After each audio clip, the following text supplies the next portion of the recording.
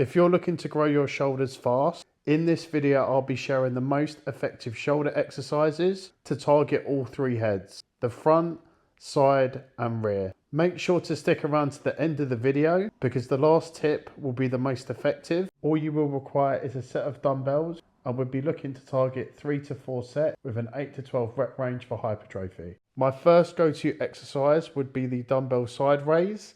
This will target the middle head of the delts, which adds width and roundness to your shoulders. This will improve shoulder aesthetics as this will create the classic V-taper look by enhancing the contrast between your shoulders and your waist. A lot of lifters will make the common mistake of going way too heavy and compromising their form by lifting the weight with a lot of momentum.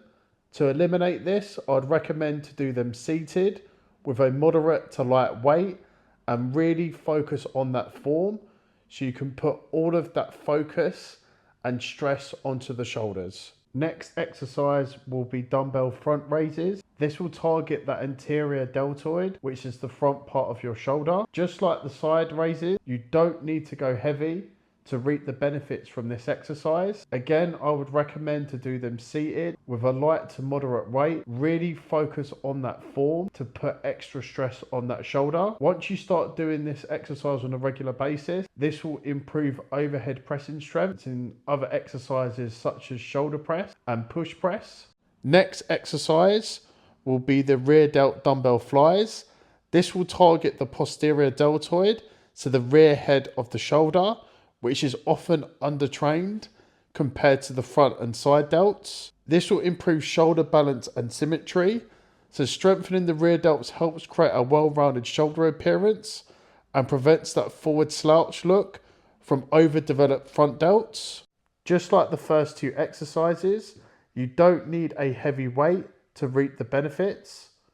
All you need is a light to moderate weight with the correct form to really engage those rear delts. The next exercise I like to use for shoulders is something called round the world. This is something that I bring in usually towards the end of my session, and this exercise hits all three heads of the delts.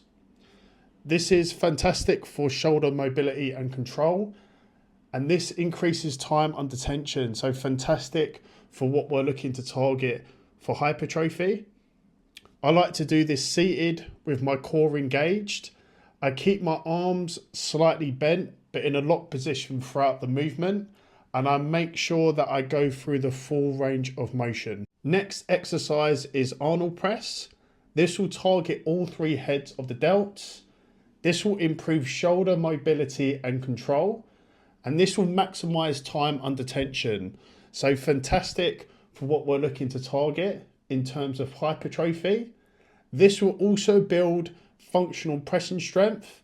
As it mimics real life pushing movements, it will fall under a functional compound lift. I like to bring this exercise in as I find it to be a great variation for breaking plateaus. If my standard shoulder press reaches a particular plateau, then I bring in the Arnold Press as a new stimulus to drive my progress. In terms of setup, I like to do this in a seated position on a flat bench so I can fully engage my core. Choose a moderate weight and make sure to prioritize full range of motion.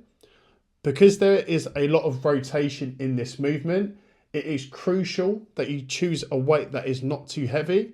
The last and the most effective shoulder exercise I like to use is the dumbbell shoulder press. This builds overall shoulder size and strength. This will primarily target the front and side delts, helping you develop strong, well-rounded shoulders. This will improve muscle balance and stability.